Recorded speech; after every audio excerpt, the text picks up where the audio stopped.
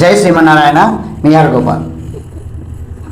ఈరోజు మనం తెలుసుకోవాల్సిన విషయాల్లో నెమలి పించం అంటే ఎవరికి ఇష్టమో అందరికీ తెలిసిందే.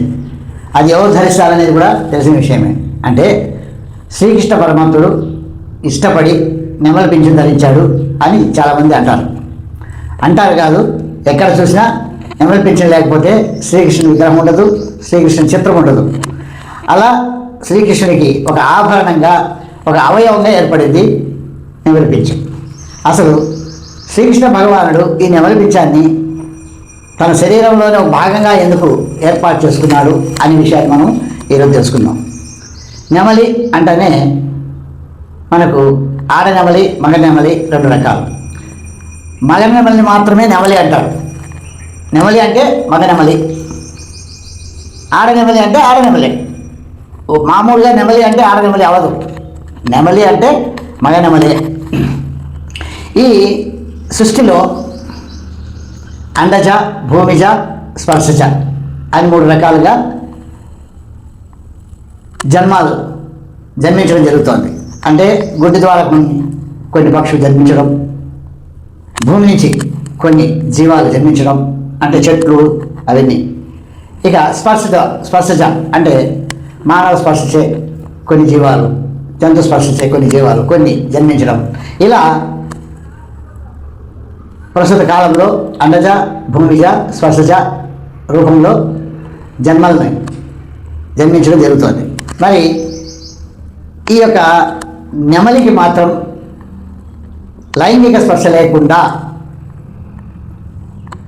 జన్మం జరుగుతుంది. ఎందుకు అని అంటే, సాధారణంగా మగనెమళ్ళు తన యొక్క ప్రతాపాన్ని చూపెట్టేందుకు, తన సామర్థ్యాన్ని చూపెట్టేందుకు పురివిప్పి ఆడడం జరుగుతుంది.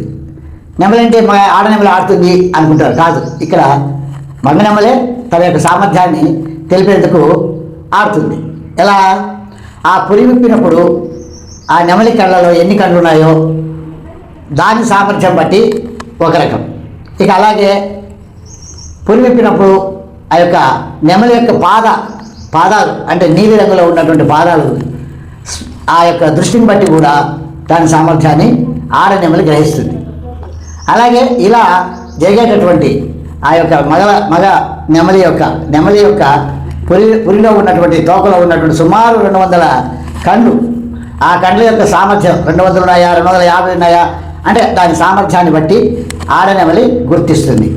ఇది పవర్ఫుల్ నెమలి అని గుర్తిస్తుంది.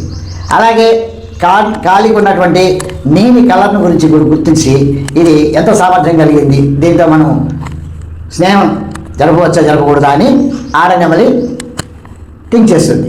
అయితే ఇలా పురివిప్పి ఆడేందుకు, అంటే ఆడ నెమలిని ఆకర్షించేందుకు మగనెమలి పురివిప్పి ఆడడము, రకరకాల శబ్దాలని చేయడము.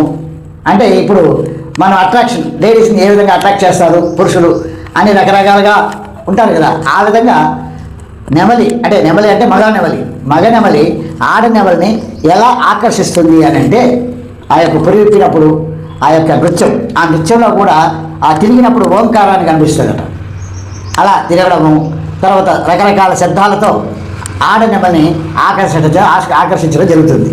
ఇలా ఆకర్షించే ఆడ నెమలి ఆ యొక్క మగనెమలి ఆనందించి ఆనందంతో మగనెమలి యొక్క కంటిలో నుంచి కన్నీరు కాస్తుంది, ఆనంద బాష్పాలు రాలుస్తుంది. ఈ ఆనంద బాష్పాలను ఆ ఆడనెమలి స్వీకరించి ఆస్వాదించి గుడ్లుగా తయారు చేసుకుంటుంది. ఆ గుడ్లుగా తయారు చేసింది పొదిగి మరలా నెమలికి జన్మనిస్తుంది. ఇలా నెమలి యొక్క జన్మ వృత్తాంతం జరిగేది. ఈ విధంగా అస్ఖలితమైనటువంటిది నెమలి యొక్క జన్మం ఏంటంటే అస్ఖలితమైనది. సో అందుకనే శ్రీకృష్ణ భగవానుడు ఆ యొక్క నెమలి పింఛాన్ని తన తలలో ధరించాడు. ఇది ఒక రకం. ఇంకొకటి కూడా ఏంటంటే, శ్రీకృష్ణ భగవానుడు అసలు అందానికి మారిపోయాడు. అందం అంటే ఎవరంటే శ్రీకృష్ణ భగవానుడే.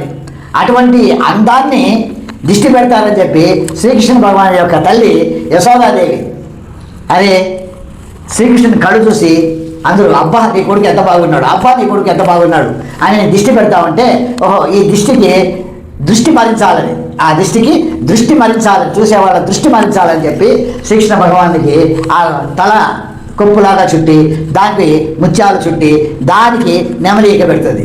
అప్పుడు ఏమవుతుంది, చూసేవాళ్ళంతా కృష్ణుని యొక్క కళ్ళు చూడరు, దృష్టి పెట్టరు, నెమలిక చూస్తారు.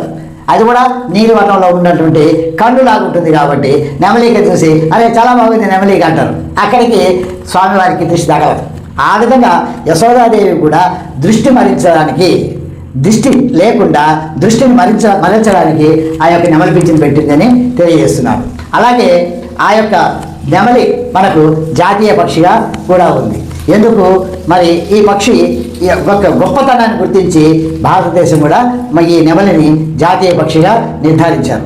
ఈ విధంగా అండజ, భూమిజ, స్పర్శజ కాకుండా అస్ఖలితంగా జన్మనిచ్చేటటువంటి ఆ యొక్క నెమలి పింఛాన్ని శ్రీకృష్ణ భగవానుడు తల మీద ధరించాడు. కాబట్టి శ్రీకృష్ణ భగవానుడు ఆ యొక్క నెమలికి ఎంత ఉన్నత స్థానాన్ని ఇచ్చాడో అంత ఉన్నత స్థానాన్ని మన భారతీయులు కూడా జాతీయ పక్షిగా నిర్ధారించాడు. హరి ఓం.